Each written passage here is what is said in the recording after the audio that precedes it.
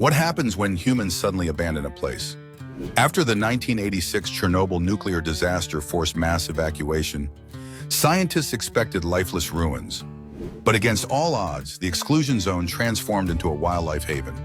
Wolves, lynxes, bison, and even rare Przewalski's horses now roam freely, thriving where people once lived. Radiation remains, but the absence of human activity allowed nature to reclaim the land. The Chernobyl exclusion zone stands as a unique testament to how wildlife can flourish when left undisturbed by humans.